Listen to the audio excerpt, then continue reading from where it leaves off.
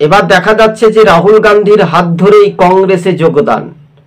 আপনাদেরকে সেই চিত্রটি সামাজিক মাধ্যমে যখন আমরা তুলে ধরার চেষ্টা করছি, রাহুল গান্ধী বিহারে যে ভোট, এবং আপনারা জানেন যে কেরালাতে 26-এ ভোট, পশ্চিমবঙ্গে 26-এ ভোট, এছাড়াও পাঞ্জাবেও 26-এ, কিন্তু রাজ্য রাজনীতিতেই আর সেখানেই সামাজিক মাধ্যমেই সরাসরি পাঞ্জাব থেকে যে চিত্রটি আমরা পাচ্ছি, সেখানে 442 জন শাসক দলের নেতা থেকে ভোটার ফের কিন্তু কংগ্রেসের নেতা রাহুল গান্ধীর হাত ধরলেন এবং সেখানেই রাহুল গান্ধীকে সংবর্ধনা দিলেন কার্যত।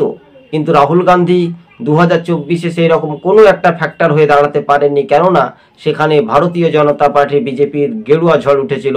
তবে পাঞ্জাবে ক্ষমতা হারালেও কংগ্রেস বিরোধী দলে তকমা পেয়েও বিশেষ মুহূর্তে তাদের লোকসভা আসনে তারা ভালোই ফলাফল করেছিল, কিন্তু উত্তর পূর্ব ভারতে বা দক্ষিণ ভারতে সেটা একটা কতটা স্পষ্ট। এবং তার আগেই সবুজবঙ্গ নিউজ আপনাদের সঙ্গে আমরা প্রতিবেদনটি তুলে ধরেছি। দর্শক বন্ধুগণ, আজকে ছিল আমাদের এই পর্যন্ত প্রতিবেদন। ধন্যবাদ।